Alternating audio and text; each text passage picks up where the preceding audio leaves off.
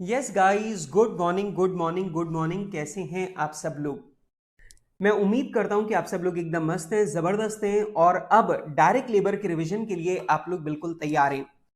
तो दोस्तों, direct labour का जो चैप्टर था ये किसी जमाने में बड़ा टफ हुआ करता था, लेकिन अब सीए इंस्टीट्यूट ने सारी टफ वाली चीजों को यहां से निकाल दिया और अब इस चैप्टर को बेहद आसान बना दिया है सीए इंस्टीट्यूट ने। तो चलिए मेरे साथ में फटाफट शुरू करेंगे डायरेक्ट लेबर कॉस्ट का रिवीजन। और इस सेशन में मैं आप लोगों के साथ में डायरेक्ट लेबर कॉस्ट को पूरा का पूरा आपके साथ में रिवाइज करवाऊंगा। चलिए बेटा, सबसे पहली बात आती है सर, डायरेक्ट लेबर कॉस्ट किसे कहते हैं? तो डायरेक्ट लेबर कॉस्ट का मतलब होता है वो लेबर कॉस्ट, वो सैलरी या वेजेस जो हम उस आदमी को पे करते हैं जो डायरेक्टली खुद अपने हाथों से प्रोडक्ट को बनाने का काम कर रहा हो। तो ऐसे आदमी को दी गई सैलरी एंड वेजेस को हम लोग बोलते हैं डायरेक्ट लेबर कॉस्ट। जैसे शर्ट बनाने वाले टेलर को अगर हम लोग कोई भी सैलरी दे रहे हैं या फर्नीचर बनाने वाले कारपेंटर को अगर हम लोग कोई भी सैलरी दे रहे हैं तो वो कहलाएगा डायरेक्ट लेबर कॉस्ट। ओके बेटा, डायरेक्ट लेबर कॉस्ट में मैं आपको बहुत सारे टॉपिक पढ़ाने वाला हूं। पढ़ाई है मैंने आप लोगों को, जैसे लेबर कॉस्ट और लेबर अर्निंग्स का कैलकुलेशन किस तरीके से होता है, हम लोग ओवर टाइम आवर्स और ओवर टाइम वेजेस का हम लोग कैलकुलेशन किस तरीके से करते हैं। नंबर 3, जो हमारा ओवर टाइम प्रीमियम है हम उसका ट्रीटमेंट कॉस्ट अकाउंटिंग में किस तरीके से करते हैं। नंबर 4, जो लेबर टर्नओवर रेट्स हैं वो लेबर टर्नओवर रेट्स हम लोग कैसे कैलकुलेट करते हैं। लेबर टर्नओवर कॉस्ट जो है वो लेबर टर्नओवर कॉस्ट हम लोग किस तरीके से कैलकुलेट करते हैं। तो लेबर टर्नओवर रेट्स का कैलकुलेशन भी सीखेंगे, लेबर टर्नओवर कॉस्ट का कैलकुलेशन भी सीखेंगे। इसके बाद में हम लोग ने पढ़ा था कि हम लोग जो वर्कर की वेजेस है वो कैसे कैलकुलेट करते हैं, टाइम रेट सिस्टम से या पीस रेट सिस्टम से वर्कर की वेजेस कैलकुलेट करने के तरीके हमने सीखे थे। उसके बाद में हम लोग डिस्कस करेंगे लेबर इंसेंटिव प्लान्स। अब आप लोग को मालूम है कि पहले लेबर इंसेंटिव प्लान्स जो थे वो बहुत सारे आप लोगों के सिलेबस में हुआ करते थे, लेकिन अब इंस्टीट्यूट ने इन्हें घटाकर सिर्फ 2 प्लान्स ही आपके कोर्स में रखे हैं। एक है हालसे प्लान और दूसरा है रोवेन प्लान। तो इंस्टीट्यूट ने, आईसीआई ने आपके पूरे सिलेबस में से बाकी सारे के सारे प्लान्स को हटा दिया है और अब आपके सिलेबस में सिर्फ 2 ही प्लान्स आपके कोर्स में है, एक हालसे प्लान और दूसरा रोवेन प्लान। ओके, इसके अलावा जो लेबर इंसेंटिव प्लान्स थे जिसमें ग्रुप बेसिस पर इंसेंटिव दिया जाता था वो भी अब आपके सिलेबस में नहीं है। और बेटा, जो आपकी लेबर कॉस्ट से रिलेटेड मिसलेनियस प्रॉब्लम्स थी वो भी अब आपके सिलेबस में नहीं है। तो मेन जो चीज है अब आपके सिलेबस में वो क्या है, सिर्फ हालसे प्लान और रोवेन प्लान। वैसे आपको पता होगा कि पहले बहुत सारे प्लान हुआ करते थे, जैसे Taylor's plan, Emerson plan, Merrick plan, Gantt's plan, Barth sharing plan, Scanlon plan. तो ऐसे बहुत सारे प्लान्स आप लोगों के सिलेबस में हुआ करते थे लेबर इंसेंटिव प्लान के, लेकिन अब इंस्टीट्यूट ने सारे प्लान्स को हटा दिया और सिर्फ 2 प्लान आपके सिलेबस में रखे हैं, एक हालसे प्लान और दूसरा रोवेन प्लान। और इसी वजह से अब आपका सिलेबस बहुत ज्यादा आसान और छोटा हो गया है। मतलब डायरेक्ट लेबर का जो सिलेबस है वो छोटा भी हो गया है और बहुत आसान भी हो गया है। चलिए दोस्तों, बिना देर किए सबसे पहले हम लोग रिवाइज करेंगे डायरेक्ट लेबर कॉस्ट और डायरेक्ट लेबर अर्निंग्स कैसे कैलकुलेट की जाती है, विच इज टॉपिक नंबर 1। और इसके ऊपर क्वेश्चन आने का चांस हमेशा बहुत ही जबरदस्त रहता है। मैंने आप लोगों को बताया था कि एम्प्लॉयर और एम्प्लॉय ये दोनों जने हैं और ये दोनों जने कंट्रीब्यूट करते हैं एम्प्लॉय के रिटायरमेंट प्लान के अंदर, एम्प्लॉय के रिटायरमेंट बेनिफिट फंड्स के, एम्प्लॉय के वेलफेयर फंड्स के अंदर। ठीक है, अब मेरी बात को ध्यान से सुनना।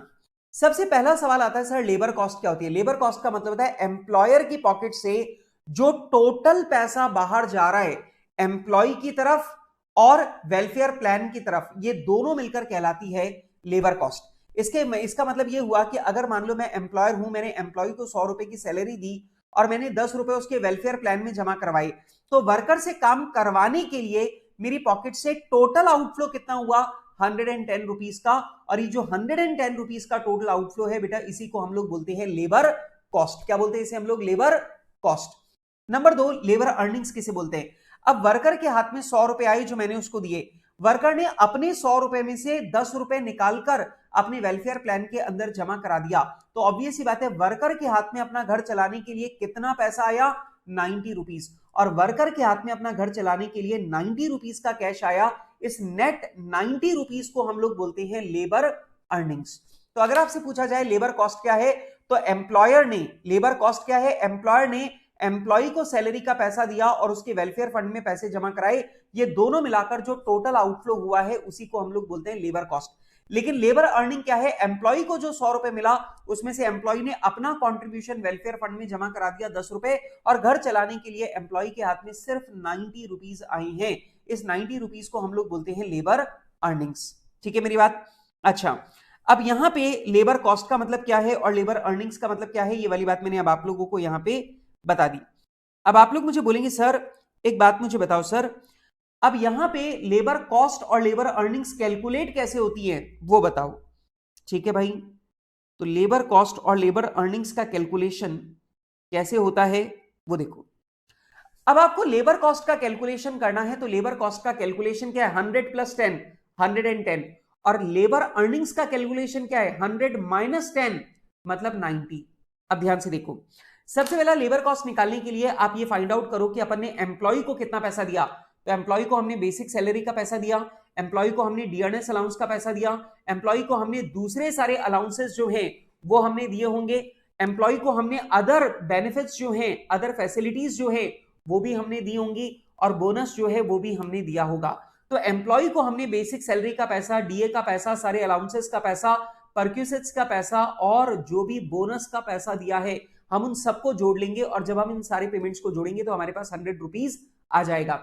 इसके बाद में हम लोग इसमें ऐड कर देंगे एम्प्लॉयर का कंट्रीब्यूशन। याद से ध्यान से देखो, एम्प्लॉयर का कंट्रीब्यूशन मतलब एम्प्लॉयर ने जितना भी कंट्रीब्यूट किया है प्रोविडेंट फंड में, ग्रेचुटी फंड में, पेंशन फंड में, या किसी भी दूसरे वेलफेयर प्लान में, या ईएसआई का प्रीमियम अगर भरा है, तो ये सारे के सारे वेलफेयर प्लान का कंट्रीब्यूशन जो है वो अपन लोग जोड़ लेंगे।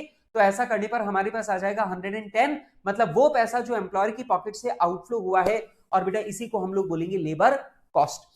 अब दूसरी तरफ आते हैं लेबर अर्निंग्स की तरफ। पहले 100 रुपए निकालने का काम तो वही सेम है, पहले बेसिक सैलरी ले लो, डीए ले लो, अदर अलाउंसेस ले लो, बोनस ले लो, परक्यूसिट्स ले लो, सबको जोड़ लो, तो आपके पास वो 100 रुपए आ जाएंगे जो एम्प्लॉयर ने एम्प्लॉय को दिया।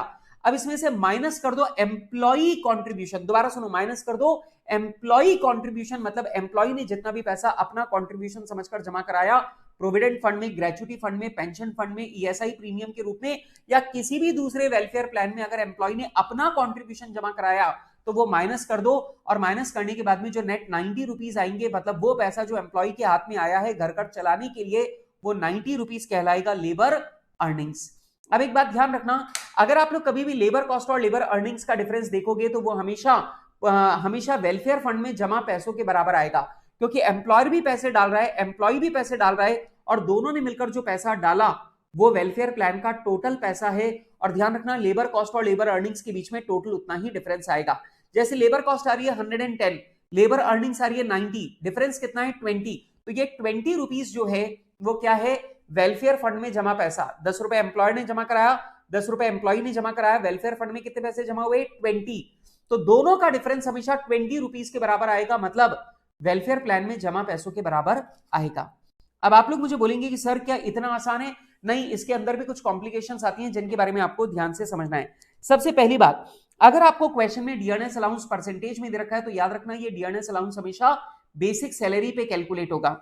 नंबर 2, अगर क्वेश्चन में आपको बेसिक वेजेस दे रखा है तो बेसिक वेजेस का मतलब होता है बेसिक सैलरी, लेकिन अगर आपको क्वेश्चन में सिर्फ वेजेस लिखा हुआ दे रखा है तो उसका मतलब होता है बेसिक सैलरी प्लस डीए। बेटा दोबारा से सुन लो, ये पॉइंट बहुत इंपॉर्टेंट है। अगर क्वेश्चन में कभी भी आपको बोला बेसिक वेजेस, तो बेसिक वेजेस का मतलब होता है बेसिक सैलरी, लेकिन अगर सिर्फ वेजेस लिखा हुआ है तो वेजेस का मतलब होता है basic wages plus DNS allowance. ठीक है, इसके बाद में बेटा अगर क्वेश्चन में कभी भी आप लोगों को कोई भी अलाउंस अगर परसेंटेज में दे रखा है, अलाउंस या बोनस अगर आपको परसेंटेज में दे रखा है, लेकिन आपको ये नहीं बता रखा कि ये परसेंटेज किसकी है, मतलब ये परसेंटेज कौन से अमाउंट पर कैलकुलेट करनी है, तो याद रखना ये परसेंटेज हमेशा basic wages plus DNS allowance पर कैलकुलेट होगी। दोबारा से सुनो मैंने क्या बोला, अगर क्वेश्चन के अंदर आपको कोई भी बोनस या अलाउंस अगर आपको परसेंटेज में दे रखा है, लेकिन आपको ये नहीं बता रखा कि ये परसेंटेज लगानी किस पर है, तो ये हमेशा basic wages plus DNS allowance पर अप्लाई होती है। इसके बाद में अगर आप लोगों को वेलफेयर फंड का कंट्रीब्यूशन जो है वो परसेंटेज में दे रखा है, खैर ये वाली बात तो हमने लिखी ली, वेलफेयर फंड का कंट्रीब्यूशन, हाँ अगर आपको वेलफेयर फंड का कंट्रीब्यूशन अगर आपको परसेंटेज में दे रखा है, मतलब आपको बोल दिया कि प्रोविडेंट फंड में कंट्रीब्यूशन है 8%, अब प्रोविडेंट फंड का कंट्रीब्यूशन आपको 8% बता दिया, लेकिन ये नहीं बताया कि ये 8% किसका लेना है, तो हमेशा ध्यान रखना कि ये हमेशा बेसिक सैलरी प्लस डीए का लेना है। मतलब अगर आपको क्वेश्चन में बोल दिया कि ईएसआई प्रीमियम 10% है, लेकिन आपको ये नहीं बताया 10% किसका, तो ये 10% हमेशा basic salary plus dearness allowance का आप लोगों को लेना है। इसके बाद में अगर क्वेश्चन में आपको सिर्फ एम्प्लॉयर का कंट्रीब्यूशन दे रखा है, एम्प्लॉय का कंट्रीब्यूशन नहीं दे रखा, तो आप एम्प्लॉय कंट्रीब्यूशन को एम्प्लॉयर कंट्रीब्यूशन के बराबर मान लेना। अगर क्वेश्चन में आपको एम्प्लॉय कंट्रीब्यूशन दे रखा है लेकिन एम्प्लॉयर कंट्रीब्यूशन नहीं दे रखा, तो आप एम्प्लॉयर का कंट्रीब्यूशन एम्प्लॉय के कंट्रीब्यूशन के बराबर मान लेना। इसके बाद में बेटा अगर कभी भी आपको आइडल टाइम दे रखा है, तो ये आइडल टाइम दो प्रकार का होता है, पहला नॉर्मल आइडल टाइम और दूसरा एबनॉर्मल आइडल टाइम। आपको पता है अगर नॉर्मल आइडल टाइम है तो उसकी कॉस्ट को हम लोग बाकी के बचे हुए आवर्स में डिवाइड कर देते हैं, और अगर एबनॉर्मल आइडल टाइम है तो हम उसकी कॉस्ट को costing P and L account से चार्ज कर लेते हैं, हम लोग उसे बाकी के बचे हुए आवर्स में डिवाइड नहीं करते। सर नॉर्मल आइडल टाइम क्या होगा? लंच ब्रेक, रेस्ट ब्रेक, मशीनों का मेंटेनेंस मतलब शेड्यूल्ड मेंटेनेंस, ये सब क्या है? Normal idle time. मतलब वर्कर को अगर आप लंच ब्रेक दे रहे हो नॉर्मल आइडल टाइम है, वर्कर को अगर आप पेड हॉलीडे दे रहे हो ये नॉर्मल आइडल टाइम है, वर्कर को अगर आप रेस्ट के लिए टाइम दे रहे हो ये नॉर्मल आइडल टाइम है, वर्कर को अगर तैयार होने और कपड़े बदलने का टाइम दे रहे हो ये नॉर्मल आइडल टाइम है, वर्कर को अगर आप टी ब्रेक दे रहे हो मतलब चाय पीने के लिए ब्रेक दे रहे हो ये नॉर्मल आइडल टाइम है। लेकिन अगर आपकी मशीन खराब हो गई एबनॉर्मल आइडल टाइम है, अगर हमारा वर्कर बिना तनख्वाह के छुट्टियां कर रहा है एबनॉर्मल आइडल टाइम है। तो ध्यान रखना ये एबनॉर्मल आइडल टाइम है, और एबनॉर्मल आइडल टाइम की जो लेबर कॉस्ट है उसे हम लोग कॉस्टिंग पी एंड एल से चार्ज करते हैं, उसे बाकी के बचे हुए लेबर आवर्स में डिवाइड नहीं करते। ठीक है, अब मान लो आपके यहाँ पे पावर कट हो गया, आपके यहाँ पे स्ट्राइक हो गई, मशीन खराब हो गई, आपके यहाँ रॉ मटेरियल खत्म हो गया, इनमें से किसी भी कारण की वजह से अगर वर्कर खाली बैठा है तो ये एबनॉर्मल आइडल टाइम है। लेकिन lunch break, rest break, tea break, यहां तक कि पेड हॉलीडेज, ये सब नॉर्मल आइडल टाइम है, और नॉर्मल आइडल टाइम की लेबर कॉस्ट को हम लोग बाकी के बचे हुए आवर्स में डिवाइड कर देते हैं। क्लियर है बात? तो बेटा ये सारे के सारे नियम कायदे हमने पढ़े थे किसके बारे में? लेबर कॉस्ट के बारे में और लेबर अर्निंग्स के बारे में। ठीक है, अब लेबर कॉस्ट और लेबर अर्निंग्स पर मैंने आपको बहुत सारे क्वेश्चन करवाए थे, और मैं उम्मीद करता हूं कि आपने वो बहुत सारे क्वेश्चंस जो हैं वो आप लोग रिवाइज करते चल रहे होंगे। ठीक है, अब मैंने आपको लेबर कॉस्ट और लेबर अर्निंग्स के ऊपर बहुत सारे सवाल करवा रखे हैं, और वो बहुत सारे सवाल आप लोगों को सारे के सारे क्वेश्चन आप लोगों को टाइमली रिवाइज करने, और अभी जैसे मैंने आप लोगों को नोट्स यहाँ पर रिवाइज करवाए इसके बाद में आपके दिमाग में वो सारे के सारे पॉइंट दोबारा रिकलेक्ट हो ही गए होंगे। खैर, अब आते हैं अगली बात पर, और अगली बात है ओवर टाइम आवर्स और ओवर टाइम वेजेस की बात करें। सबसे पहली बात आती है कि सर ओवर टाइम जो है वो हम लोग किसे बोलते हैं? तो अगर मैं जनरल अंडरस्टैंडिंग की बात करूं तो मैं बोलूंगा कि यार अगर नॉर्मल टाइम के ऊपर बाद में या पहले अगर आपने कोई भी काम किया या किसी छुट्टी वाले दिन पर अगर आपने काम किया तो ऐसा काम ओवर टाइम कहलाता है। कहने का मतलब ये हुआ कि अगर मान लो आपके ऑफिस के आवर्स है सुबह 10 बजे से लेकर 5 बजे तक, तो अगर आपने सुबह 10 बजे से पहले कोई काम किया या शाम को 5 बजे के बाद में अगर आपने कोई भी काम किया तो वो ओवर टाइम कहलाता है साधारण भाषा में। या फिर मान लो संडे आपकी छुट्टी होती है और आपने संडे वाले दिन भी जाकर के काम किया तो वो सारा का सारा काम आपका ओवर टाइम माना जाएगा। तो सिंपल सी बात है, अगर साधारण भाषा में बोले तो हम लोग ये बोल सकते हैं कि आपके नॉर्मल ऑफिस आवर्स के अलावा के पहले या बाद में अगर आप लोगों ने कोई भी काम किया है तो वो आपका ओवर टाइम कहलाएगा। इसके अलावा अगर आपने किसी संडे या हॉलीडे को अगर आपने काम किया है तो वो भी आपका ओवर टाइम कहलाएगा। इसके बाद में बात करते हैं फैक्ट्रीज एक्ट की। अब फैक्ट्रीज एक्ट के नियम कायदे अलग है। फैक्ट्रीज एक्ट का नियम कहता है कि अगर आपने एक हफ्ते में 48 आवर्स से ज्यादा काम किया या फिर आपने किसी एक दिन पर 9 घंटे से ज्यादा काम किया तो वो ओवर टाइम माना जाएगा। अब जरा समझना, अगर आपने हफ्ते में 48 आवर्स से ज्यादा काम किया और किसी भी पर्टिकुलर एक दिन पर अगर आपने 9 घंटे से ज्यादा काम किया तो वो आपका ओवर टाइम माना जाएगा। अब प्रॉब्लम यहां पर होती है कि अगर आप 9 into 6 डेज करके देखो, 9 आवर्स इंटू 6 डेज करके देखो तो वो आता है 54 आवर्स। अब यहां पर गड़बड़ हो गई कि वीक की लिमिट जो है वो तो है 48 आवर्स, और डे वाइज अगर आप लिमिट को चेक करो तो 9 आवर्स इंटू 6 डेज ये होता है 54 डेज। तो फिर ओवर टाइम कैसे सेट होगा या ओवर टाइम कैसे कैलकुलेट होगा?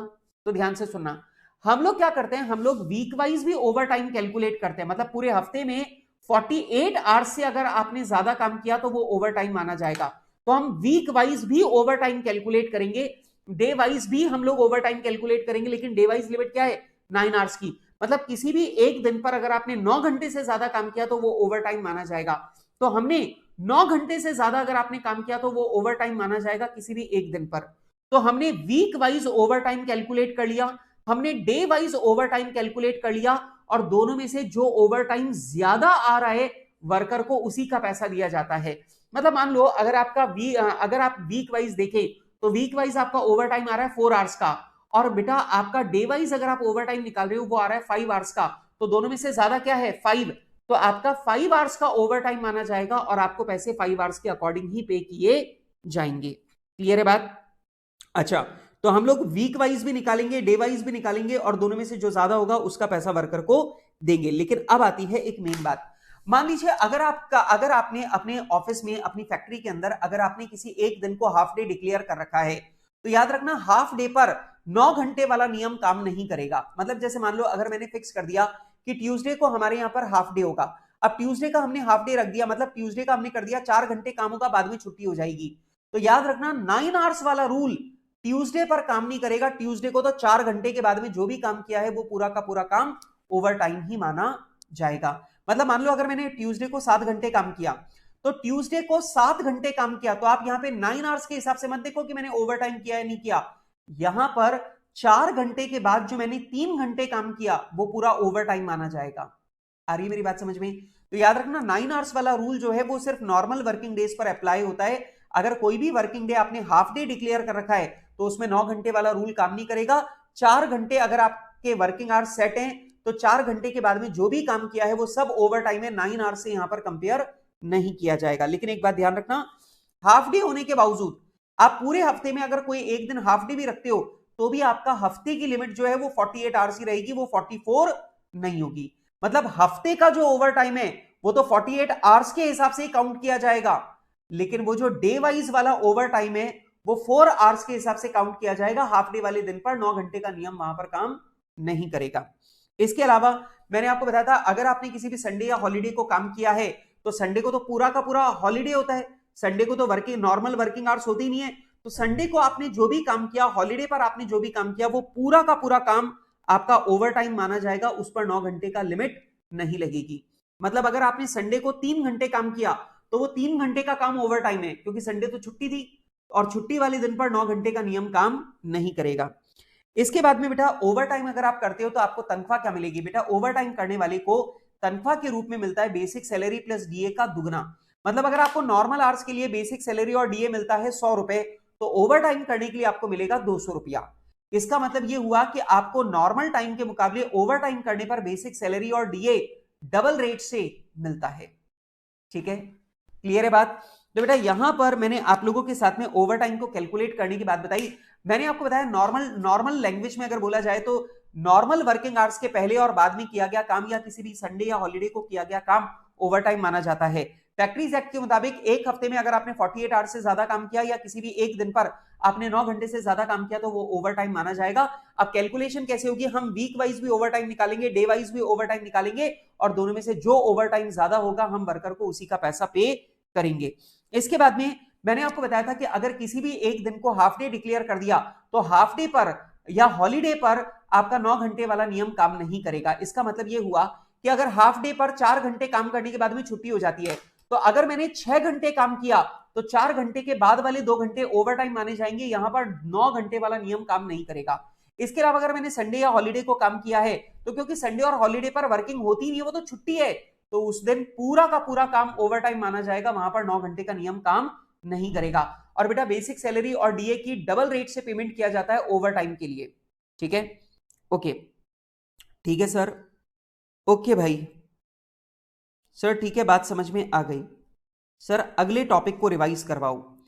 तो ये लीजिए दोस्तों, अब बढ़ते हैं अगले टॉपिक की ओर। और हम जैसे यहां पे ध्यान से देखो, ये वाला क्वेश्चन आप लोगों ने सब लोगों ने अपने स्टडी मटेरियल में, प्रैक्टिस मैनुअल में, मेरी वाली बुक में, सब जगह पे आप लोगों ने ये वाला सवाल कर रखा है। अब यहां पे देखो, मंडे को 10.5 आवर्स काम किया तो 9 घंटे से ऊपर काम किया 1.5 घंटे, मैंने इसे ओवर टाइम माना है। ठीक है, यहां पे वेडनेसडे को 10.5 आवर्स काम किया तो 9 घंटे के ऊपर वाले 1.5 घंटे मैंने ओवर टाइम माने। ठीक है, अब टोटल पूरे वीक में कितना काम किया? 49 आवर्स। तो वीक वाइज आपका ओवर टाइम कितना बनता है? 1 आवर। और डे वाइज आपका ओवर टाइम कितना बन रहा है? 5।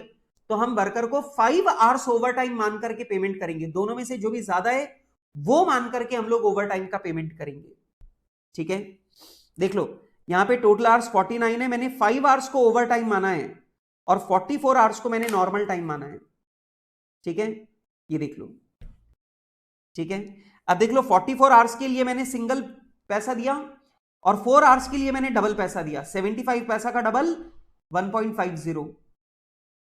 ठीक है, चलो, और इधर देखो इस बंदे ने सैटरडे को 4 घंटे काम किया, सैटरडे को हाफ डे होता है, तो हाफ डे सैटरडे को मैंने 8 घंटे काम किया, तो मैंने 4 को नॉर्मल माना और 4 को ओवर टाइम माना। देख लो, ठीक है, चलो आगे बढ़ते हैं। अगला आता है कि सर हमारी कॉस्ट अकाउंटिंग में हम लोग ओवर टाइम प्रीमियम का ट्रीटमेंट क्या करते हैं। ओवर टाइम प्रीमियम का ट्रीटमेंट जो है ये डिपेंड करता है हमारी सिचुएशन के ऊपर। सबसे पहला बेटा, अगर मान लो आप ओवर टाइम पूरे साल भर करते हो, रेगुलरली करते हो, क्यों? क्योंकि या तो आपके पास मशीनें कम है या फिर आपके पास वर्कर कम है, तो मशीनें और वर्कर कम होने की वजह से आप पूरे साल भर ओवर टाइम करते हो, तो भैया ऐसे ओवर टाइम को ओवर टाइम नहीं माना जाएगा, बल्कि आपकी नॉर्मल वर्किंग माना जाएगा। और हम लोग आपकी टोटल वेजेस में आपके टोटल आवर से डिवाइड करके average wage rate per our निकाल लेंगे, और वो जो average wage rate per our है हम उसी को आपकी real veg rate per our मानेंगे, और जो भी कस्टमर हमसे काम करवाएगा उससे हम ये पैसा डायरेक्ट लेबर कॉस्ट के नाम से चार्ज रिकवर करेंगे। मेरी बात आ रही है समझ में? दोबारा सुनो, अगर आपने पूरे साल भर रेगुलरली ओवर टाइम किया है, इसका मतलब आप पूरे साल भर रेगुलरली ओवर टाइम करते हो, और पूरे साल भर आप रेगुलरली ओवर टाइम करते हो, ठीक है, और आप पूरे साल भर रेगुलरली ओवर टाइम क्यों कर रहे हो? वो इसलिए कर रहे हो, क्यों? क्योंकि आपके पास या तो मशीनें कम है या आपके पास वर्कर कम है। अब आपके पास मशीनें कम है या वर्कर कम है, जिसकी वजह से आप ओवर टाइम करते हो, रोज डेली करते हो, तो फिर ऐसी वर्किंग को ओवर टाइम वर्किंग नहीं माना जाएगा। हम आपकी पूरी की पूरी वर्किंग को नॉर्मल वर्किंग मानेंगे, और नॉर्मल वर्किंग मानेंगे तो हम लोग क्या करेंगे, आपकी टोटल लेबर कॉस्ट में टोटल लेबर आवर से डिवाइड करेंगे, तो हमारे पास एक average wage rate per hour आ जाएगी, और जो average wage rate per hour आएगी उस average wage rate per hour को हम normal labour cost per hour मानकर डायरेक्ट लेबर कॉस्ट के नाम से कस्टमर से चार्ज करेंगे। ठीक है, अच्छा, लेकिन मान लो अगर आप ओवर टाइम जो करते हो वो आप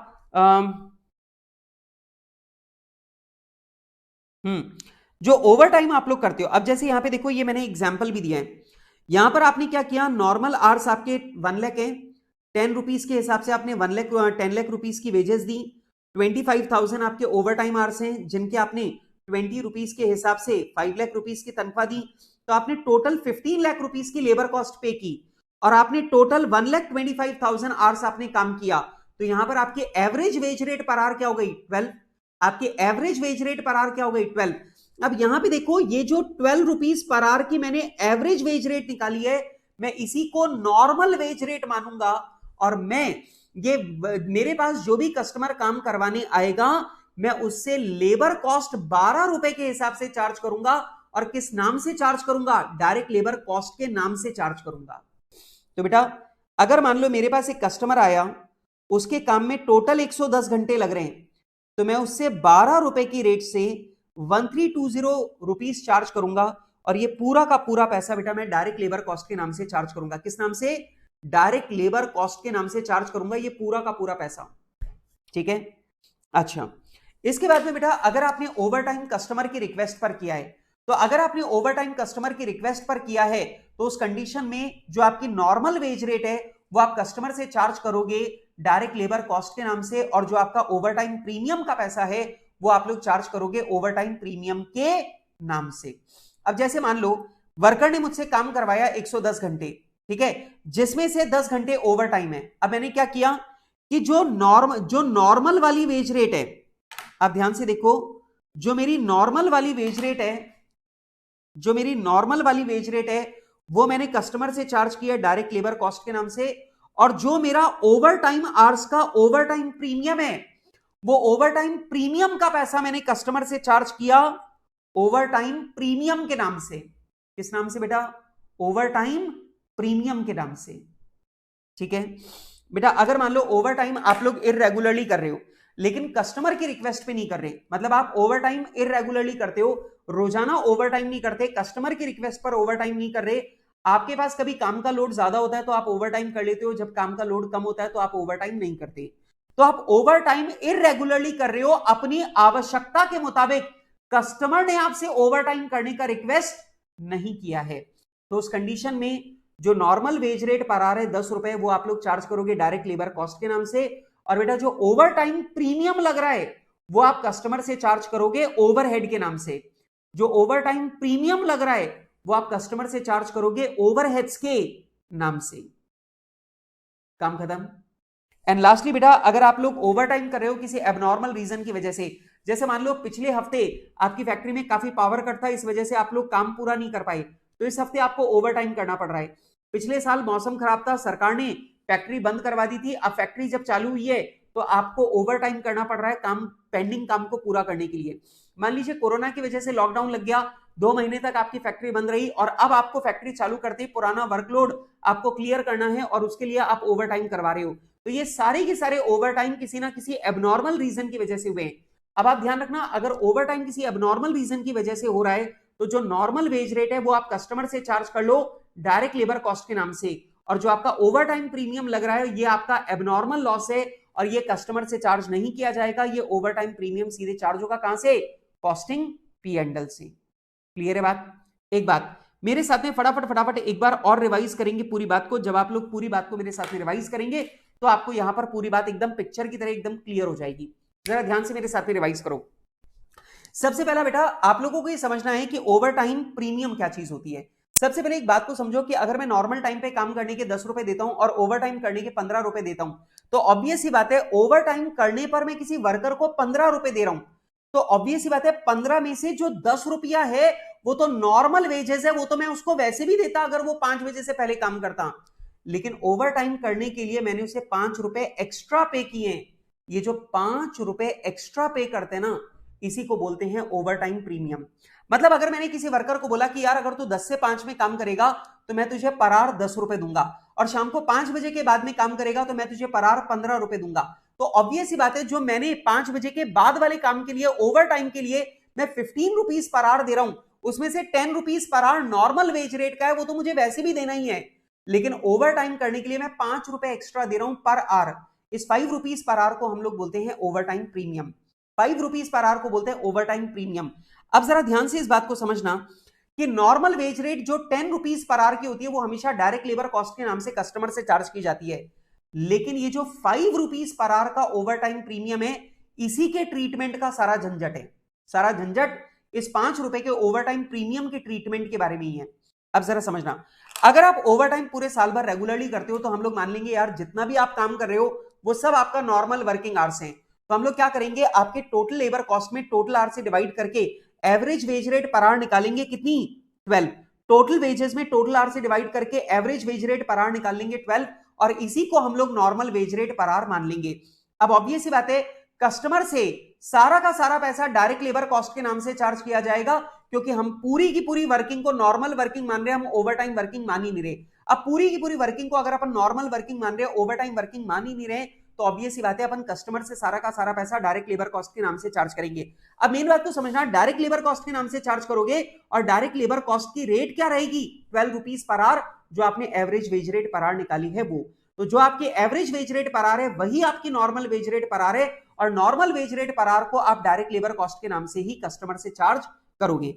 लेकिन अगर मान लीजिए ओवर टाइम अगर आपने कस्टमर की रिक्वेस्ट पर किया, कई बार कस्टमर आता है और बोलता है यार मेरा काम जल्दी से कंप्लीट करके दो, तो अगर आपने ओवर टाइम कस्टमर की रिक्वेस्ट पर किया है तो याद रखना आप लोग 10 रुपए तो चार्ज करोगे डायरेक्ट लेबर कॉस्ट के नाम से, और जो 2 रुपए का ओवर टाइम प्रीमियम लग रहा है या 5 रुपए का जो ओवर टाइम प्रीमियम लग रहा है उसे आप चार्ज करोगे कस्टमर से। ओवर टाइम प्रीमियम के नाम से ही चार्ज करना है, ठीक है। लेकिन बेटा अगर आपने ओवर टाइम इरेगुलरली किया है लेकिन कस्टमर की रिक्वेस्ट पर नहीं किया, मतलब कभी आपके पास काम का लोड बढ़ जाता है तो आप ओवर टाइम कर लेते हो, काम का लोड उतना नहीं होता तो आप ओवर टाइम नहीं करते, इसका मतलब आप ओवर टाइम पूरे साल भर रेगुलरली नहीं कर रहे हो और कस्टमर ने रिक्वेस्ट भी नहीं किया, तो यहां पर भी आप ओवर टाइम प्रीमियम का पैसा कस्टमर से ही लोगे, लेकिन आपकी बार नाम बदल जाएगा और ओवर टाइम प्रीमियम की जगह उसका नाम हो जाएगा ओवरहेड। तो हम लोग 10 रुपए कस्टमर से चार्ज करेंगे डायरेक्ट लेबर कॉस्ट के नाम से, और जो 5 रुपए का ओवर टाइम प्रीमियम है वो हम कस्टमर से चार्ज करेंगे ओवरहेड्स के नाम से। लेकिन बेटा अगर आपने ओवर टाइम किसी एबनॉर्मल रीजन की वजह से किया है तो उस कंडीशन में जो डायरेक्ट लेबर जो 10 रुपए की नॉर्मल वेज रेट है वो अपन कस्टमर से चार्ज करेंगे डायरेक्ट लेबर कॉस्ट के नाम से, लेकिन जो 5 रुपए का ओवर टाइम प्रीमियम है वो हम कस्टमर से चार्ज नहीं करेंगे, बल्कि ये एबनॉर्मल लॉस मानकर कॉस्टिंग पी&एल से राइट ऑफ कर दिया जाएगा। काम खत्म। अब आपको ये वाला क्वेश्चन याद होगा जो अपन लोगों ने किया था। इस वाले क्वेश्चन में अपने पास में over time work normal hours थे 1 लाख, ओवर टाइम आवर्स थे 20,000 और संडे और हॉलीडे वाला काम था हमारे पास 5,000 आवर्स का।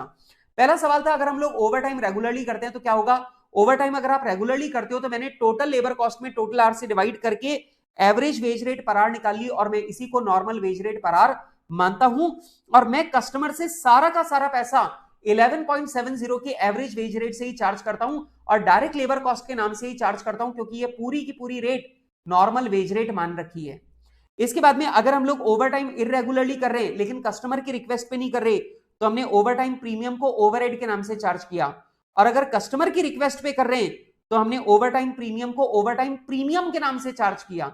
और बेटा अगर एबनॉर्मल रीजन की वजह से कर रहे हैं तो कस्टमर से हमने सिर्फ नॉर्मल वेज रेट को चार्ज किया और जो हमारा ओवर टाइम प्रीमियम का पैसा है वो हमने कस्टमर से चार्ज नहीं किया, वो हमने कॉस्टिंग P&L से राइट ऑफ कर दिया, काम खत्म।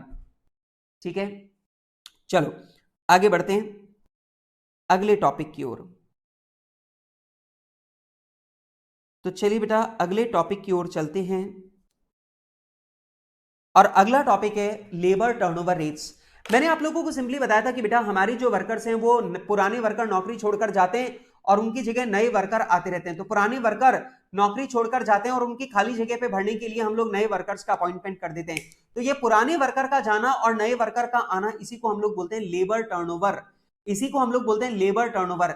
लेकिन हमारे ऑर्गेनाइजेशन में लेबर टर्नओवर कितना हो रहा है ये अगर मेजर कर लिया जाए तो वो मेजरमेंट कहलाता है लेबर टर्नओवर रेट्स। सिंपल सी बात है, मेरे यहां पर मेरे ऑर्गेनाइजेशन में 10 वर्कर नौकरी छोड़कर गए, मैंने उनकी जगह 10 नए वर्कर रख लिए, तो ये 10 पुराने वर्कर का जाना और 10 नए वर्कर का आना, इसी को बोलते हैं लेबर टर्नओवर। और अगर मैं ये क्वांटिफिकेशन कर दूं कि मेरे ऑर्गेनाइजेशन में लेबर टर्नओवर कितना चल रहा है, इसका क्वांटिफिकेशन कर दूं तो बेटा उस क्वांटिफिकेशन को हम लोग बोलते हैं लेबर टर्नओवर रेट्स। अब क्वेश्चन आता है सर ये बताओ लेबर टर्नओवर रेट कैलकुलेट करने के मेथड कितने हैं। तो मैं आपको बता दूं लेबर टर्नओवर रेट कैलकुलेट करने के 3 मेथड हैं। पहला मेथड है सेपरेशन मेथड जिसमें हम पुराने वर्कर्स के जाने को ही लेबर टर्नओवर मानते हैं। दूसरा होता है रिप्लेसमेंट मेथड जिसमें हम लोग नए वर्कर के आने को ही लेबर टर्नओवर मानते हैं। और बेटा तीसरा होता है फ्लक्स मेथड जिसमें हम लोग पुराने वर्कर के जाने और नए वर्कर के आने दोनों को लेबर टर्नओवर काउंट करते हैं। अब सबसे पहला मेथड होता है सेपरेशन मेथड। सेपरेशन मेथड का फॉर्मूला होता है number of separation upon average number of workers into 100। अब मेरी बात को सुनना, अगर मान लो मेरे ऑन एन एवरेज वर्कर जो हैं वो मेरे 100 हैं और मेरे 10 वर्कर नौकरी छोड़कर चले गए, तो मेरे एवरेज वर्कर 100 हैं और नंबर ऑफ सेपरेशन मेरे कितने हैं 10, तो मैं बोलूंगा यार मेरे 10% वर्कर नौकरी छोड़कर गए, तो ये सेपरेशन मेथड से लेबर टर्नओवर रेट कहलाएगी।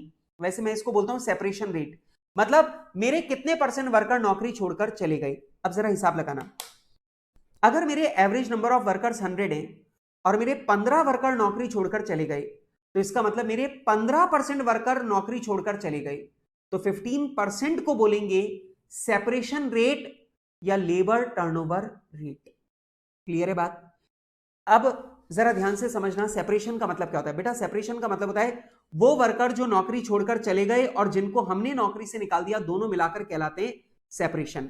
जैसे मान लो मेरे टोटल 15 वर्कर मेरे ऑर्गेनाइजेशन को छोड़कर गए, अब मान लो 15 में से 10 वर्कर खुद नौकरी छोड़ के गए और 15 वर्कर बदमाश थे, काम नहीं करते थे, निकम्मे थे, उनको मैंने नौकरी से निकाला है, तो 10 वर्कर छोड़कर चले गए लेफ्ट, और बेटा 5 वर्कर्स को मैंने नौकरी से निकाला है, मतलब फायर्ड, इनको मैंने नौकरी से निकाला है, तो कुल मिलाकर 15 वर्कर हमसे अलग हुए, तो बेटा इसे कहते हैं सेपरेशन।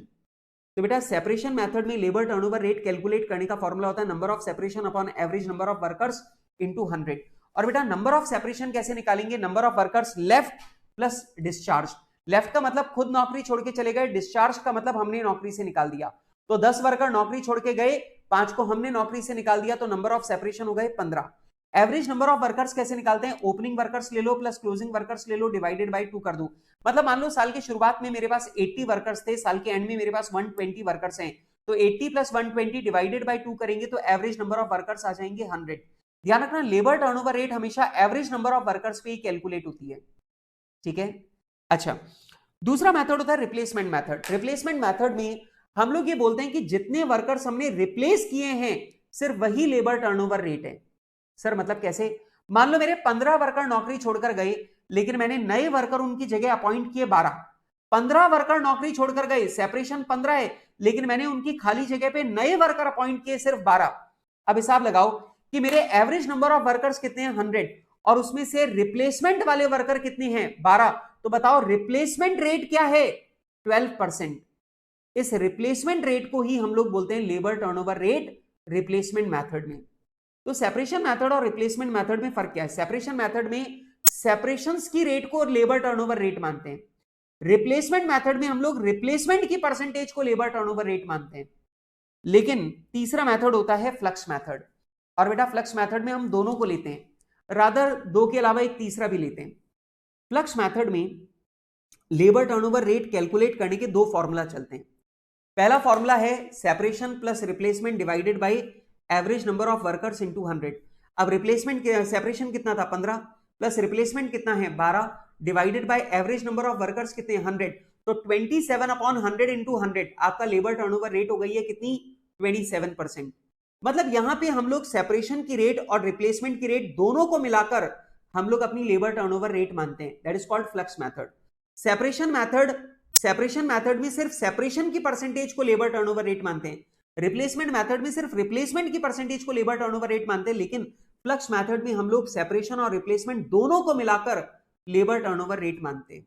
ठीक है, अब सेपरेशन कितना है? 15, 15, रिप्लेसमेंट कितना है? 12। तो टोटल लेबर टर्नओवर कितना हो गया? 15 plus 12 27। 27 divided by average worker 100 into 100, तो हमारा लेबर टर्नओवर रेट आ गई है कितनी? 27%।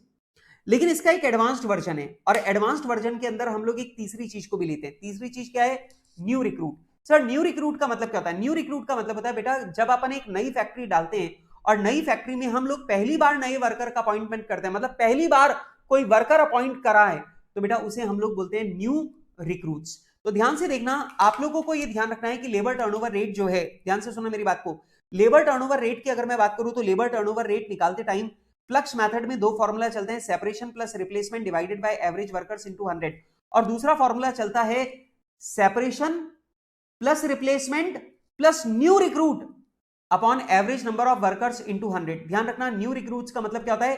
न्यू रिक्रूट्स का मतलब होता है जब आप एक नई फैक्ट्री लगा रहे हो और पहली बार वर्कर अपॉइंट कर रहे हो, that is called new recruit. तो separation plus replacement plus new recruit divided by average workers into 100। मान लेते हैं जैसे हमारे न्यू रिक्रूट कितने हैं? 5, मतलब नई फैक्ट्री में हमने पहली बार नए वर्कर अपॉइंट किए कितने? 5।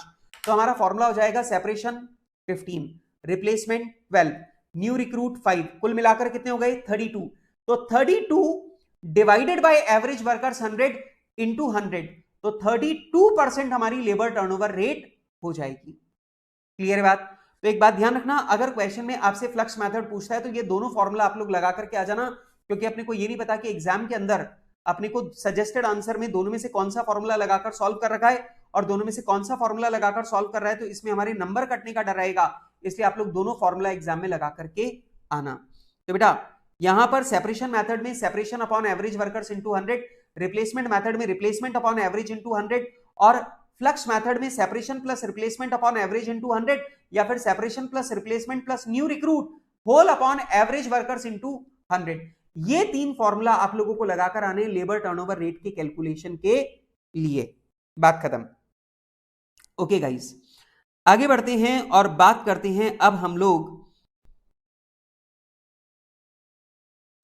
बात करते हैं लेबर टर्नओवर कॉस्ट कैसे निकालते हैं। बेटा लेबर टर्नओवर कॉस्ट का मतलब होता है, सिंपल सी बात है यार, लेबर टर्नओवर अगर होगा तो ऑब्वियस सी बात है हमारे ऑर्गेनाइजेशन को नुकसान होगा। क्यों नुकसान होगा? क्योंकि ऑब्वियस सी बात है हमारा जो एक्सपीरियंस्ड वर्कर था वो नौकरी छोड़कर चला गया, और उसकी जगह अब हमें एक नया वर्कर अपॉइंट करना पड़ेगा, जिसे हमें पूरी तरह ट्रेन करना पड़ेगा, समझाना पड़ेगा, सिखाना पड़ेगा। और ऑब्वियस सी बात है पुराना वर्कर छोड़कर जाएगा और उसकी जगह नया वर्कर आएगा, तो वो नया वर्कर उतनी बढ़िया क्वालिटी का काम नहीं करेगा जितना पुराना ट्रेंड वर्कर कर रहा था। तो कुल मिलाकर पुराने वर्कर के जाने और नए वर्कर के आने से हमें काफी सारा नुकसान होता है, और उस नुकसान को हम लोग बोलते हैं लेबर टर्नओवर कॉस्ट। तो अगर आपसे बोला जाए लेबर टर्नओवर कॉस्ट कैलकुलेट करनी है, तो लेबर टर्नओवर कॉस्ट का सिंपल सा मतलब होता है लेबर टर्नओवर की वजह से आपका टोटल जो नुकसान हुआ है उस नुकसान को हम लोग बोलते हैं लेबर टर्नओवर कॉस्ट। अब आप लोग बोलेंगे सर लेबर टर्नओवर कॉस्ट निकालते कैसे? बहुत सिंपल है, लेबर टर्नओवर कॉस्ट निकालने के लिए आप दो कॉलम बना लो, विद लेबर टर्नओवर और विदाउट लेबर टर्नओवर। मतलब अगर लेबर टर्नओवर है तो हमें कितना प्रॉफिट हो रहा है, अगर लेबर टर्नओवर नहीं होता तो हमें कितना प्रॉफिट होता, और दोनों प्रॉफिट्स के बीच का जो डिफरेंस है वही हमारी लेबर टर्नओवर कॉस्ट है। मतलब वही लेबर टर्नओवर की वजह से होने वाला नुकसान है और वही हमारी लेबर टर्नओवर कॉस्ट है। सबसे पहले क्या करेंगे, आप लोग यहां पे देखो, जो भी आपकी सेल है वो ले लो। मतलब लेबर टर्नओवर है तो आपकी सेल कितनी है, लेबर टर्नओवर नहीं होता तो आपके वर्किंग आवर्स ज्यादा होते और वर्किंग आवर्स ज्यादा होते तो आपकी सेल भी ज्यादा होती। माइनस कर देंगे वेरिएबल कॉस्ट, मतलब अगर लेबर टर्नओवर है तो वेरिएबल कॉस्ट कितनी लग रही है, लेबर टर्नओवर नहीं होता तो हमारी वेरिएबल कॉस्ट कितनी लगती।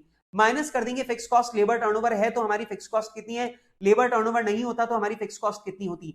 माइनस कर देंगे लेबर टर्नओवर कॉस्ट, मतलब लेबर टर्नओवर एक्सपेंसेस, मतलब जैसे नया वर्कर जब आपको अपॉइंट करना है तो आपको पेपर में ऐड देना पड़ेगा, मतलब एडवर्टाइजमेंट का खर्चा लगेगा, आपको वर्कर्स का इंटरव्यू लेना पड़ेगा उसका खर्चा लगेगा, वर्कर्स का सिलेक्शन करना पड़ेगा उसका खर्चा लगेगा, फिर उनको ट्रेनिंग देनी पड़ेगी उसका खर्चा लगेगा, जो नया वर्कर है वो काम करते करते घायल हो जाएगा तो हमारा वर्कमैन कॉम्पेंसेशन का खर्चा बढ़ जाएगा, वो नुकसान आपको झेलना पड़ेगा, जो नया वर्कर है वो रॉ मटेरियल बिगाड़ेगा आपको वो भी नुकसान बर्दाश्त करना पड़ेगा, और वो सारे के सारे नुकसान कहलाते हैं लेबर टर्नओवर एक्सपेंसेस। तो लेबर टर्न नए वर्कर के अपॉइंट होने पर आपको बहुत सारे खर्चे करने पड़ते हैं, एडवर्टाइजमेंट का खर्चा करना पड़ता है, रिक्रूटमेंट का खर्चा करना पड़ता है, सिलेक्शन का खर्चा करना पड़ता है, आपको उनको ट्रेनिंग देने का खर्चा करना पड़ता है, ट्रेनिंग में वो टूल्स को खराब करते हैं, मशीनों को खराब करते हैं, रॉ मटेरियल को खराब करते हैं, वो सारे के सारे नुकसान जो है वो भी आपको झेलने पड़ेंगे और इन सबको बोलते हैं लेबर टर्नओवर एक्सपेंसेस। अब ऑब्वियस ही बात है लेबर टर्नओवर एक्सपेंसेस कब होगा, जब लेबर टर्नओवर होगा। अगर लेबर टर्नओवर नहीं होगा तो बेटा लेबर टर्नओवर एक्सपेंसेस भी नहीं होगा। तो लेबर टर्नओवर एक्सपेंसेस को हम लोग विद लेबर टर्नओवर में लेस कर देंगे, लेकिन विदाउट लेबर टर्नओवर में लेस नहीं करेंगे। क्यों नहीं करेंगे, क्योंकि अगर लेबर टर्नओवर नहीं है तो लेबर टर्नओवर एक्सपेंसेस भी नहीं होगा। तो ऐसा करने पर बेटा हमारे पास दोनों तरह का प्रॉफिट आ जाएगा। अब ऑब्वियस सी बात है विद लेबर टर्नओवर हमारा प्रॉफिट आ रहा होगा 10 लाख, विदाउट लेबर टर्नओवर हमारा प्रॉफिट आ रहा होगा 12 लाख। तो हम लोग बोलेंगे यार लेबर टर्नओवर है तो प्रॉफिट हो रहा है 10 लाख का, नहीं होता तो प्रॉफिट होता 12 लाख रुपए का। इसका मतलब लेबर टर्नओवर की वजह से हमें 2 लाख रुपए का नुकसान हो रहा है, लेबर टर्नओवर की वजह से हमें 2 लाख रुपए का नुकसान हो रहा है। तो बेटा इसी को हम लोग बोलते हैं लेबर टर्नओवर कॉस्ट। क्या बोलते हैं इसे हम लोग, लेबर टर्नओवर कॉस्ट। क्लियर है बात? यस सर, बिल्कुल क्लियर है सर लेबर टर्नओवर कॉस्ट के बारे में।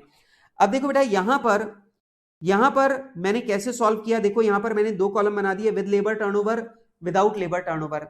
लेबर टर्नओवर है तो सेल है 600 की, नहीं होता तो सेल होती 620.82 की। हमारा डायरेक्ट मटेरियल का खर्चा 600 की सेल पर इतना, 620 की सेल पर इतना। लेबर टर्नओवर नहीं होता तो हमारी लेबर कॉस्ट होती 48 लाख, लेबर टर्नओवर नहीं होता तो हमारी लेबर कॉस्ट होती 49.2 लाख। वेरिएबल ओवरहेड हमारा 60 होता बिना with labour turnover, without labour turnover होता तो हमारा वेरिएबल ओवरहेड होता 62.08 लाख का। फिक्स्ड ओवरहेड हमारे 80 के 80 रहते, क्योंकि आपको पता है फिक्स तो फिक्स्ड ही रहता है, चाहे सेल ज्यादा हो चाहे कम हो। लेकिन अब सुनो, लेबर टर्नओवर एक्सपेंसेस, अगर हमारा लेबर टर्नओवर है तो हमारा लेबर टर्नओवर एक्सपेंस है 1 लाख का, लेकिन अगर लेबर टर्नओवर नहीं होता तो हमारा लेबर टर्नओवर एक्सपेंस कितना होता, 0। अब यहां पर हमने दोनों प्रॉफिट कैलकुलेट कर लिए, लेबर टर्नओवर है तो हमारा प्रॉफिट है 261 का, लेबर टर्नओवर नहीं होता तो हमारा प्रॉफिट होता 274.33 का। इसका मतलब लेबर टर्नओवर की वजह से हमारा 13.33 लाख का प्रॉफिट मारा गया, और लेबर टर्नओवर की वजह से 13.33 लाख का प्रॉफिट मारा गया। यही हमारी लेबर टर्नओवर कॉस्ट है, ठीक है, यही लेबर टर्नओवर की वजह से हमारा नुकसान है, यही हमारी लेबर टर्नओवर कॉस्ट है। ठीक है, बात खत्म। ठीक है, अब जैसे ये वाला सवाल है, इसमें भी हमने सेम यही कैलकुलेशन किया, हमने सेल ले ली with labour turnover, without labour turnover, variable cost ले ली with labour turnover, without labour turnover, हमने लेबर टर्नओवर एक्सपेंसेस ले लिए, विद लेबर टर्नओवर में खर्चे ले लिए, विदाउट लेबर टर्नओवर में 0 ले लिया, और यहां पर हमारा प्रॉफिट आ गया। अब देखो अगर लेबर टर्नओवर नहीं होता तो हमें 5 लाख रुपए का प्रॉफिट ज्यादा होता। इसका मतलब लेबर टर्नओवर की वजह से हमारा 5 लाख रुपीस का प्रॉफिट मारा गया, यही हमारी लेबर टर्नओवर कॉस्ट है। ठीक है, काम खत्म। ओके गाइस, आगे बढ़ते हैं।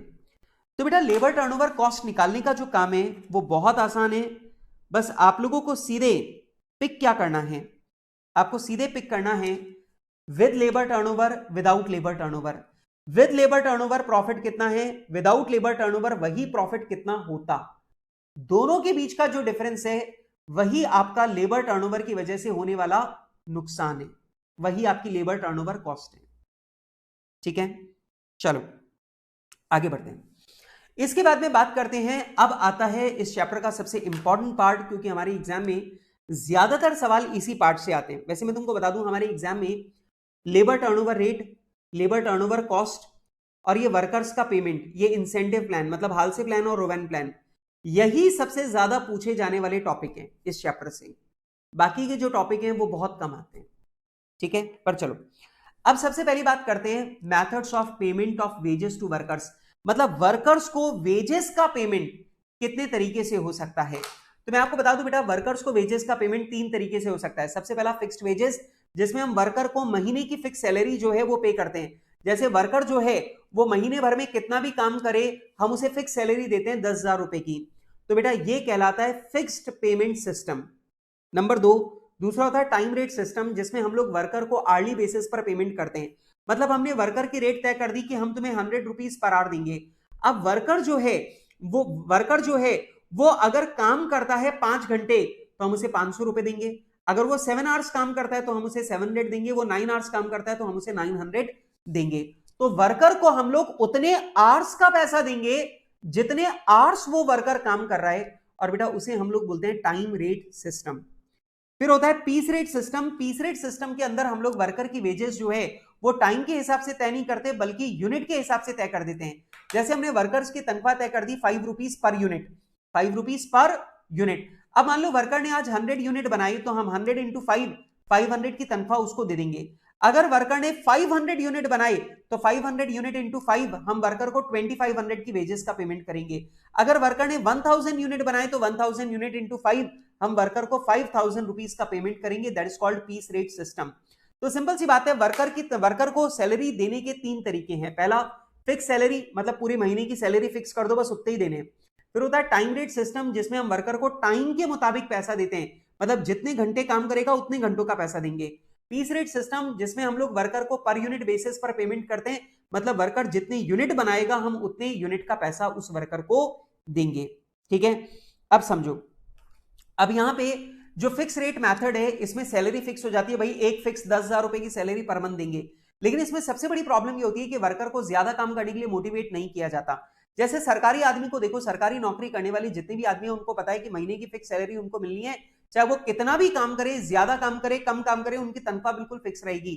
तो वो लोग काम करने में ज्यादा दिलचस्पी नहीं लेते। इसलिए fix salary system, fixed wages system की सबसे बड़ी प्रॉब्लम यह है कि वर्कर को ज्यादा अच्छा काम करने या ज्यादा काम करने के लिए मोटिवेट नहीं करता।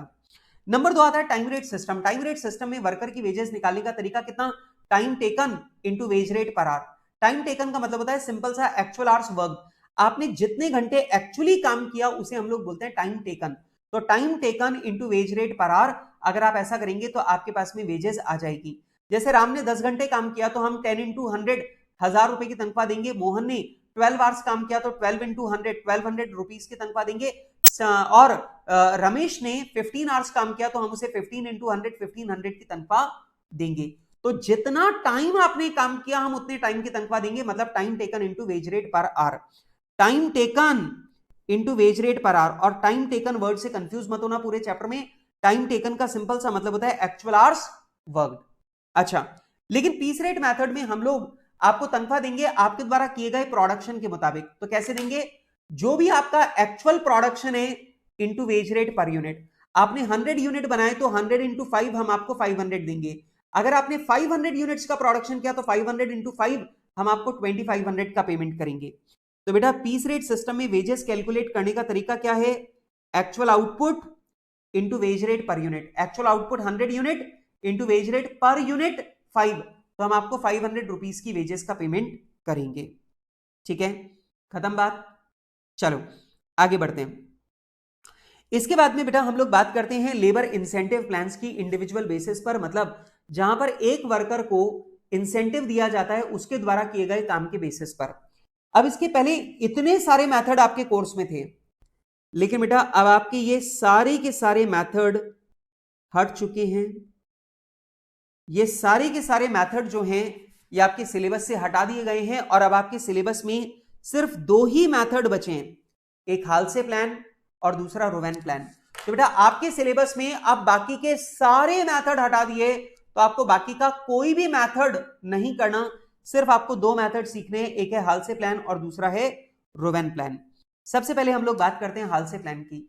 तो दोस्तों मैं आपको बता दूं, हाल से प्लान का सिंपल सा मतलब ये है कि यार आपको, हाल से प्लान का सिंपल सा मतलब ये है कि आपने जितने घंटे काम किया हम आपको उतने घंटे की तनख्वाह देंगे, प्लस आपने जितना टाइम सेव किया हम उसकी 50% तनख्वाह आपको इनाम के रूप में देंगे।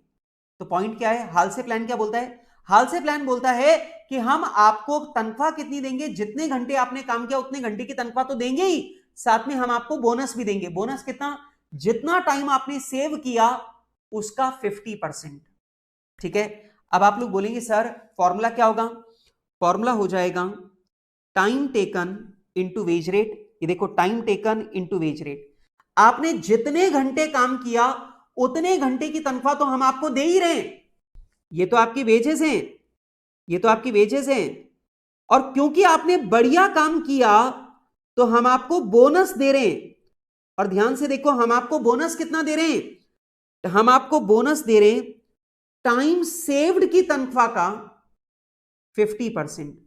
मतलब जितना टाइम आपने सेव किया उसकी तनख्वाह का 50% हम आपको बोनस दे रहे हैं। अब ध्यान रखना, हाल से प्लान और रोवेन प्लान में वेजेस का कैलकुलेशन दो हिस्सों में होता है। पहला वाला जो हिस्सा है वो आपको बताता है आपकी असल वेजेस, और दूसरा वाला हिस्सा बताता है इनाम या बोनस। अब यहां पे time taken into wage rate, मतलब आपने जितने घंटे काम किया मैंने उतने घंटे की तनख्वाह आपको दे दी। ये आपकी वेजेस वाला पार्ट है, time taken into wage rate. Plus मैंने आपको बोनस दिया कितना? जितना टाइम आपने सेव किया उसकी वेजेस का 50% मैं आपको बोनस दे रहा हूं। तो फॉर्मूला हो गया 50% into time saved into wage rate. अब क्वेश्चन आता है सर ये बताओ टाइम सेव्ड क्या है? बेटा टाइम सेव्ड कैलकुलेट करने का तरीका होता है time allowed minus time taken. तो आपके पास आ जाएगा time saved. Time allowed minus time taken is equals to time saved. अब मैं आपको जो बात समझाने जा रहा हूं प्लीज सुनना। ये टाइम अलाउड कुछ और नहीं, जो अपन लोग स्टैंडर्ड कॉस्टिंग में standard hours for actual output निकालते हैं, ये वही है। टाइम अलाउड का मतलब होता है standard hours for actual output. Standard hours for actual output का मतलब हो गया आपको ये आउटपुट बनाने के लिए स्टैंडर्ड के मुताबिक कितना टाइम लगना चाहिए था, that is called time allowed या स्टैंडर्ड आवर्स। ध्यान रखना, यहां पर अपन टाइम अलाउड बोलते हैं, और ये वही चीज है जिसे स्टैंडर्ड कॉस्टिंग में स्टैंडर्ड आवर्स बोलते हैं। स्टैंडर्ड आवर्स का मतलब क्या होता है? इस माल को बनाने में स्टैंडर्ड के मुताबिक कितना टाइम लगना चाहिए था। और बेटा टाइम टेकन का मतलब क्या है? टाइम टेकन का मतलब होता है एक्चुअल आवर्स वर्क्ड, मतलब आपने एक्चुअली कितने घंटे काम किया उसे हम लोग बोलते हैं टाइम टेकन। अब जरा समझो, स्टैंडर्ड के मुताबिक टाइम लगना था 10 घंटे, आपने टाइम लगाया 8 घंटे। इसका मतलब आपने टाइम स्टैंडर्ड के मुकाबले 2 घंटे पहले काम खत्म कर दिया। इस 2 आवर्स को ही बोलते हैं टाइम सेव्ड। आ रही है मेरी बात समझ में? टाइम अलाउड का मतलब स्टैंडर्ड आवर्स, मतलब ये जो भी आपने एक्चुअल आउटपुट बनाया इसे बनाने में टाइम लगना कितना चाहिए था, that is called standard hours या time allowed. What is time taken? Time taken is actual hours worked, मतलब आपने एक्चुअली कितने घंटे काम किया, that is called actual hours worked. और बेटा ये टाइम अलाउड और टाइम टेकन के बीच का जो डिफरेंस है बेटा, इसी को हम लोग बोलते हैं टाइम सेव्ड। और बेटा टाइम सेव्ड का सिंपल सा मतलब है आपने कितनी जल्दी काम खत्म किया। नॉर्मली इस काम को खत्म करने में 10 घंटे लगते हैं, स्टैंडर्ड आवर्स। आपने काम को खत्म कर दिया 8 घंटे में, इसका मतलब आपने काम 2 घंटे पहले खत्म कर दिया। इस 2 आवर्स को ही बोलते हैं टाइम सेव्ड। ठीक है, चलो अब बेटा मैं यहां पे बहुत ज्यादा नहीं समझा रहा क्योंकि ये रिवीजन लेक्चर है, और ऑब्वियस सी बात है मैंने इसके बारे में आप लोगों को बहुत डिटेल में अपने रेगुलर बैच में समझा रखा है। तो जिन जिन बच्चों ने मेरा रेगुलर बैच अटेंड कर रखा है उन्हें तो ये सारी की सारी बातें पहले से याद है। मेरे साथ में जब आप लोग सुन रहे हैं, मैं जब इन बातों को दोबारा बोल रहा हूं तो आपके दिमाग में वो वाली बातें वापस फिट हो जा रही होंगी। अच्छा, इसके बाद में बात करते हैं रोवेन प्लान की। अब रोवेन प्लान की बात करें तो सिंपल सी बात है, हाल से प्लान और रोवेन प्लान दोनों सेम होते हैं। फर्क सिर्फ इतना सा है कि हाल से प्लान के अंदर 50% बोनस दिया जाता है जबकि रोवेन प्लान के अंदर time taken upon time allowed के रेशो में बोनस देते हैं। अब हालसे प्लान के अंदर बोनस कितना देते हैं? फिक्स्ड 50%।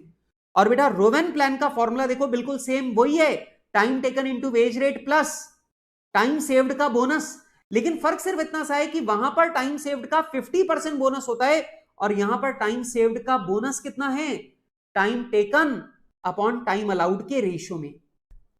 अब जैसे मान लो टाइम अलाउड है 10 आवर्स, टाइम टेकन है 8 आवर्स, टाइम सेव्ड है 2 आवर्स। अब ध्यान से समझो, हाल से प्लान में बोनस मिलेगा 50/100, मतलब 50% इंटू 2 इंटू वेज रेट। लेकिन बेटा रोवेन प्लान में बोनस मिलेगा time taken 8 upon time allowed 10 into time saved into wage rate, इतना। तो हाल से प्लान में टाइम सेव्ड का 50% बोनस मिलता है और रोवेन प्लान के अंदर time taken upon time allowed के प्रपोर्शन में बोनस मिलता है। ठीक है, एक सवाल बड़ा कॉमन आता है, वो आता है कि हाल से प्लान और रोवेन प्लान का बोनस या वेजेस कब बराबर होंगी? तो सिंपल सी बात है, हाल से प्लान और रोवेन प्लान का बोनस या वेजेस तब बराबर होंगी जब आपका टाइम अलाउड, जब आपका टाइम टेकन टाइम अलाउड के 50% के बराबर होगा। अगर आपका टाइम टेकन टाइम अलाउड के आधे के बराबर है तो उस कंडीशन में हाल से प्लान में भी 50/100 बोनस मिलेगा और रोवेन प्लान के अंदर 5/10 बोनस मिलेगा, मतलब दोनों के अंदर बोनस बिल्कुल बराबर मिलेगा। ठीक है बेटा, जल्दी मुझे बताओ ये वाला पॉइंट आपको समझ में आ रहा है? गाइस जल्दी से मुझे बताओ, हाल से प्लान में 50% बोनस है, रोवेन प्लान के अंदर time taken upon time allowed के रेशियो में बोनस है। अब सवाल यह आता है दोनों का बोनस बराबर कब होगा? जब टाइम टेकन टाइम अलाउड का आधा होगा तो दोनों का बोनस 50% होगा, तो दोनों का बोनस बराबर हो जाएगा। क्लियर है बात? यस गाइस, आई होप आप लोगों को ये सारी की सारी बातें जो मैंने यहां तक आप लोगों को बताई, ये सारी की सारी बातें आप लोगों को यहां तक क्लियर हैं। अब पहले इसके अलावा और बहुत सारे प्लान्स आपके सिलेबस में थे, लेकिन बेटा अब वो सारे के सारे प्लान्स आपके सिलेबस में नहीं है। आपके सिलेबस में सिर्फ 2 ही प्लान है, एक हाल से और दूसरा रोवेन, जो कि मैंने अभी अभी आप लोगों को रिवाइज करवाया। हाल से प्लान का फॉर्मूला क्या है? Time taken into wage rate plus 50% of time save into wage rate. और रोवेन प्लान का फॉर्मूला क्या है? Time taken into wage rate, ये तो नॉर्मल वेजेस प्लस बोनस कितना? Time taken upon time allowed into time saved into wage rate. मतलब time saved वाली wages का वो प्रपोर्शन आपको बोनस में मिलेगा जो टाइम टेकन और टाइम अलाउड के बीच का प्रपोर्शन है। ठीक है, बात खत्म, खत्म जी खत्म। ये लो, यहां पर अपना लेबर वाला जो टॉपिक है ये भी पूरा का पूरा रिवाइज हो गया है और आगे हम लोग रिवाइज करेंगे ओवरहेड का टॉपिक। ठीक है, ओके।